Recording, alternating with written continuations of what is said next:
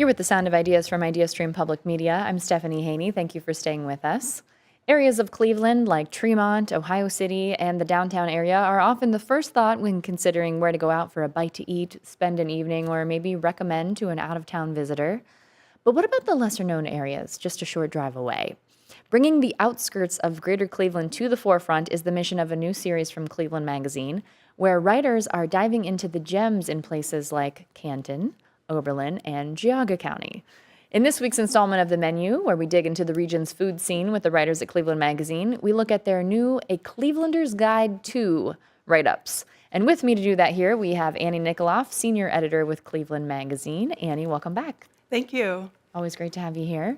And making her Sound of Ideas debut is Julia Lombardo. Julia, welcome to the show. Thank you so much. Very excited to have you here. If you want to join this conversation, you can call us at 866-578-0903. You can also email us at soi@ideastream.org, or you can message us on Instagram at The Sound of Ideas. Maybe you are in the areas of Geauga County, Oberlin, or my hometown of Canton, and you want to share some gems that you think need to be included in this conversation. Whatever it is, please do call. We would love to take your calls and hear from you. Now, Annie, all of you over at Cleveland Magazine are obviously well acquainted with how to cover what's happening in this town. So why did you decide to start branching out, looking a little further out? Yeah, I mean, I grew up in Lorain County, so very familiar with Oberlin, which is one of the stories I wrote. And I think it's just such a great way to highlight what Northeast Ohio has to offer. It's more than Cleveland, more than the inner ring suburbs, right? And I think if you're from the east side, maybe you've never been out that way. If you've been on the west side, you've never been out on the east side. And it's just a good opportunity to showcase, I think vacation-worthy, day trip-worthy locations where, they have great entertainment, great food, great culture. I think every town has those aspects worth considering. And it's just an opportunity to get outside of our bubble a little bit. And we've had a lot of fun doing it. Sure. All right, well, let's start with Canton, my hometown. Shout out to the 330 Perry High School grad. Julia, you profiled Canton. We're going to hear about some of the things that you wrote about. I'm going to chime in and add some things that I think people should know about as well. But a few cultural attractions in Canton, like the McKinley Presidential Library and Museum, the MAPS Museum, the Canton Art Museum. Tell us a little bit about those. So believe it or not, this was kind of like my introduction to Canton. Okay. I had never really formally been there, but it kind of blew my mind how many museums there are in general, between like the Art Museum, the Maps Here Museum, the McKinley Library, Pro Football Hall of Fame, obviously. And like some of them are a little nicher, smaller, but like even those more nationally acclaimed ones, it's still kind of a point of pride of like, this is in Ohio, this is in my region. So it's really cool to be able to explore those on a closer scale. I was able to go to the Football Hall of Fame for the first time when I visited to work on this guide, and I'm a pretty passive football fan, but I actually had a lot of fun there. But another one that I thought was really cool to discover that we have is the National First Ladies Museum, which is kind of in conjunction with the McKinley Library. And I think that's like a really important part of history for these women's individual achievements. And it's cool, again, that that's a place that we can call part of our region. Absolutely. Here's a little tip. If you're in Canton and you're trying to get a little heart pumping going, you want a little exercise, the steps at the McKinley Monument are very popular for running. Okay. And workout activity in general. There's a lot of steps. Don't ask me how many, but there's a lot of them. You will be winded if you run up, and then you will be winded when you run down. If people want a little fancy experience, what did you find that you would recommend in Canton? We went to Gervasi Vineyards, which kind of blew my mind because it's like just this winding road, and it's all these Sicilian-esque buildings, and obviously you can see the vineyards where they start the wine production and stuff.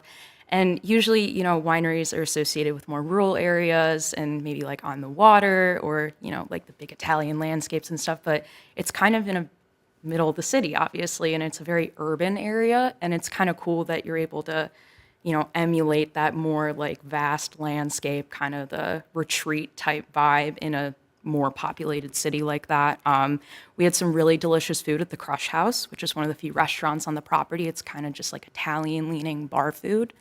And obviously the wine was delicious. I did have to try some, of course. For the job. Yes, for the absolutely. journalism. Absolutely. It's very important journalism. But yeah, and I can see why it's a great wedding venue. It's a good day trip because there's a spa, there's coffee, there's shopping. Like you can really waste a lot of time there. Certainly. And I say this with all the love for Canton. You will be at Gervasi and you will not know that you are in Canton. You will feel like you have been transported somewhere Absolutely, yeah. European. It is tucked away and it's a beautiful gem. What about something more casual, Julia? I really enjoyed Starflyer Brewery. It's a newer one in the city, and I liked it for the ambiance and the vibe very specifically because usually, breweries are more industrial looking.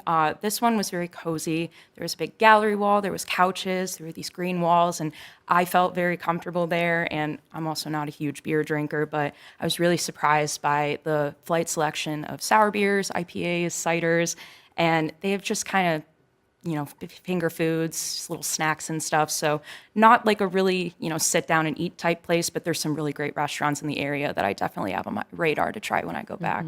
Lots of good ones. Lots of new ones popping up too. There's a lot of revitalization happening in downtown Canton, which I love. I will tell you two of my favorites, Canton staples, Taggart's Ice Cream, which is I did go there. delicious. Yes, it was amazing. And so charming. It's a family-owned operation. And then also Pizza Oven Pizza. I am the unofficial president of the Pizza Oven Pizza fan club. I have had it shipped to me in New York and Los Angeles when I was living there. You can do that. Okay, I will get off of my Canton soapbox now. It is amazing. I could bend everyone's ear about it for the whole show. But we will talk about the city of Oberlin next, Annie, which you spent some time there. How much time had you spent in Oberlin before writing about it? So much time. I grew up nearby, so we would go after school. I would study in the Mudd Library for my high school classes, eat at the Fev, eat at these restaurants that have been there for so long, and very familiar. So jumped at the opportunity to include it in the series and shine a light on a place that I really love. Just love Oberlin. So. Sure. All right, let's talk about some of the highlights. How much does the College of Oberlin play into the overall vibe and energy and landscape of the city? Quite a bit. It's such a historic institution, and they own a lot of the property, a lot of the buildings. But what I find really cool is that a lot of those buildings are open to the public, and people can go to the Allen Memorial Art Museum. You can go to the Frank Lloyd Wright House. You can go to the Arboretum, which is an amazing park in Oberlin, or the Observatory, which I think it's one weekend out of every month they open it to the public, so you can go stargazing in there. It's just a lot of fun. Okay, I want to talk more about that observatory. That is oh wait, this is in Geauga. Excuse me, I'm confusing my cities. We'll get to that in just a moment. But something that is happening this weekend in Oberlin is the Women's Decathlon World Championship. That's Saturday and Sunday. We did talk to two competitors here on The Sound of Ideas, Madison Lethy and Katie Strauss. So go back, check for that episode. That's happening on the campus of Oberlin College, the literal world championship for the women's decathlon. So just to shout that out for everyone, that's Saturday and Sunday. And it's free to attend. You can see these world-class athletes at absolutely no charge. So check that out. The events are scheduled. Okay, if folks want to grab a good meal in Oberlin, where should they go? Yeah, a place that I tried for the first time for this story and that I will be screaming about from the rooftops is Teeny Thai. I think they're making some of the best Thai food in Northeast Ohio. You can't miss the building. It's right on the main street. Purple storefront, like totally funky interior. Small plates, which sometimes I worry small plates won't be enough food, but it was so fun to like mix and match with friends. The Brussels sprout dish there was like mind-boggling, okay. So recommend that specifically, but definitely try that out. Okay. Tell us a little bit more about the Allen Memorial Art Museum. This is like, if you love art and art history, it is a free institution. You can just walk in when it's open. They have a really expansive collection that they've been collecting, I think, for more than 100 years. So from all time periods, modern to, ancient art.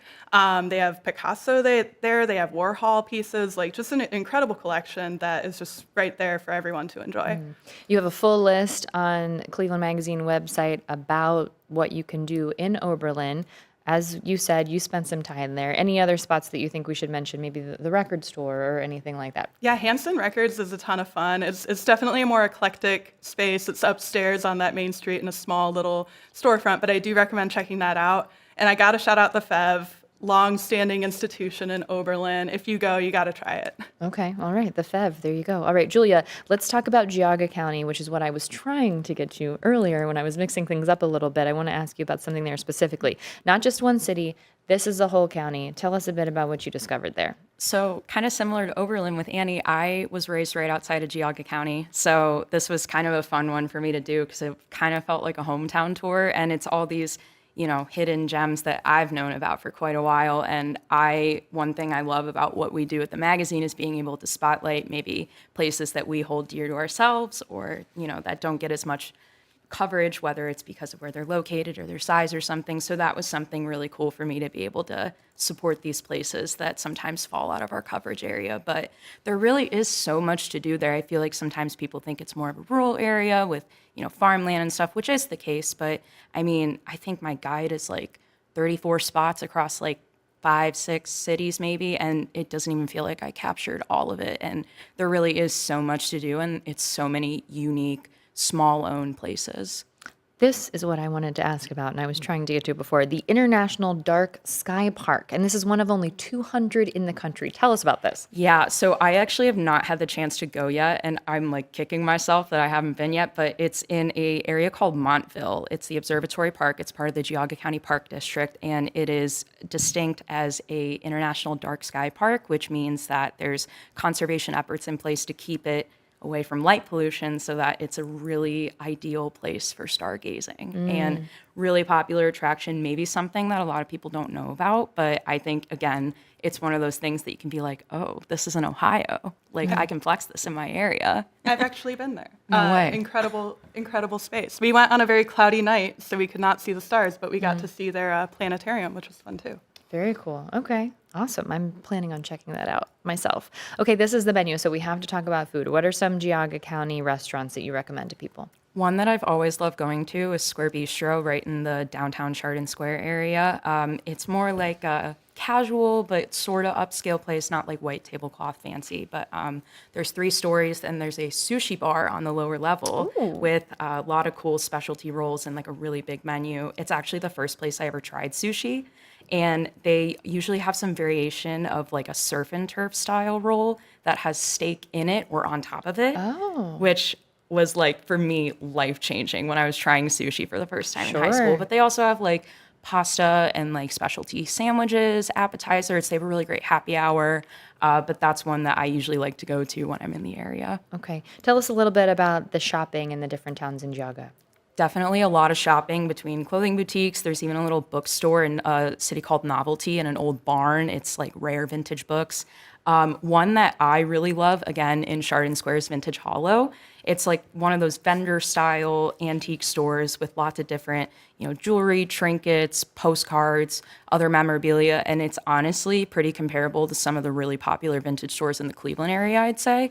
And it's one of those like real hidden gems that you're kind of lucky to stumble upon if you're in the area. But I'm a big vintage shopper, but there really is so much between clothing, decor, other things like that in the area. It's pretty saturated. Some of the activities that people can take advantage of in Geauga County, just very quickly here, Alpine Valley Skiing, Patterson Fruit Farm, there's a drive-in theater there, also Ponderson State Park. So lots of things on Julia's list that you can check out again at Cleveland Magazine. All right, on the menu, we always end this segment asking our guests, what are you eating this weekend? Annie, we'll let you go first since you're the veteran. Julia, you think on it. Annie, where are you eating this weekend? Yeah, this weekend, Jukebox, which was one of my favorite bars in Ohio City, they're celebrating their 12th anniversary. They have a few parties. I love the pierogies there. They have some pretty inventive combinations that you can get. So I think I'm going to order that and celebrate their birthday with them. There you go. Okay, that sounds good. Julia, how about for you? I'm going to Abundance this weekend, and it's my first time there, okay. which is crazy. I can't even believe that I haven't been there yet, but I'm obviously really excited to try the dumplings. I've been on the hunt for some Dan Dan noodles, and they have them on their menu, so I definitely think I might try those, but I'm very excited to experience the whole vibe of the place. And Lou Feng, the chef there, one of Cleveland Magazine's most interesting people. We've had her here on The Sound of Ideas. So there you go, Abundance, checking Yes. that out. All right, I want to thank you both for being with us and sharing your Clevelanders Guide to ... fill in the blank. I'm sure much more to come. Annie Nikoloff, senior editor with Cleveland Magazine. Annie, thank you as always. Thank you so much. And Julia Lombardo, also an editor with Cleveland Magazine. Julia, we've loved having you here. Can't wait to have you back. Thank you.